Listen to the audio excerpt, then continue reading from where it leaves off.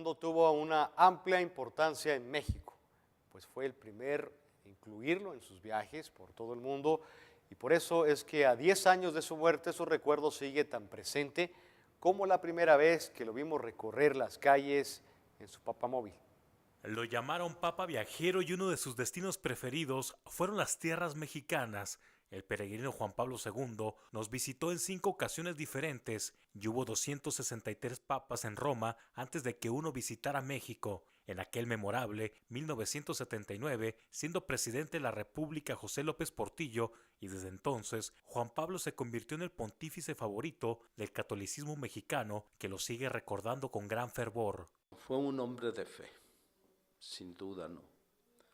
Un hombre que siempre manifestó, no de palabras, sino con su propia vida, que fue un hombre de Dios, que fue un hombre de fe.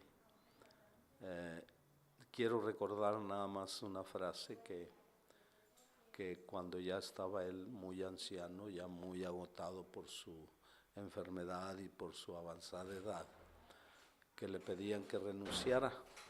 Y el Papa dijo esta frase: ¿acaso Cristo se bajó de la cruz?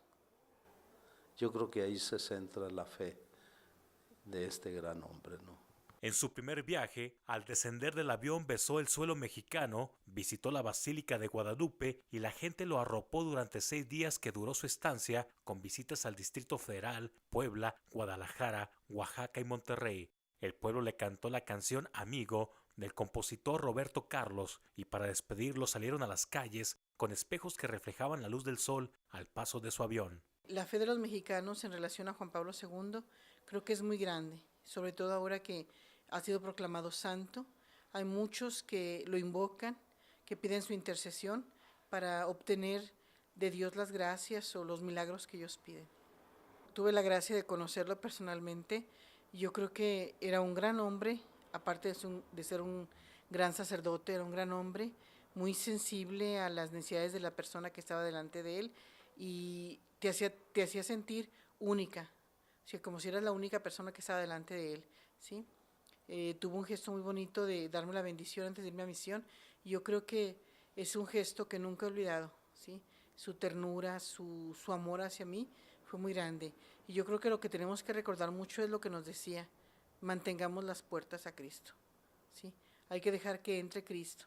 El Papa Viajero regresó 4 veces más durante los sexenios de Carlos Salinas de Gortari, que lo recibió 2 veces, luego el presidente Ernesto Zedillo por primera vez le dio trato de jefe de Estado, y finalmente Vicente Fox, un presidente que besó el anillo del pescador del sucesor de Pedro al darle la bienvenida en el aeropuerto a un líder religioso que tuvo 2 países muy cerca de su corazón, México por la fe de su gente y Polonia, su tierra natal. Se hizo uno de nuestros, ¿no? Nos ganó el corazón a todos los mexicanos y como se expresaba que él amaba a México y también nosotros lo amábamos a él, ¿no? Y lo seguimos amando y lo seguimos recordando, ¿no? Cuando se iba decía: me voy, pero lo llevo en mi corazón, ¿verdad? Creo que es una imagen muy importante que dejó el San Juan Pablo II aquí en nuestro continente y sobre todo en nuestro país como mexicanos. El Papa Juan Pablo II fue canonizado el 27 de abril del 2014 en el Vaticano y su legado más grande para los católicos mexicanos es sin duda aquella frase que se hizo inmortal desde el día que la pronunció en la Catedral Metropolitana: México siempre fiel. 7 Nogales, el canal de las noticias.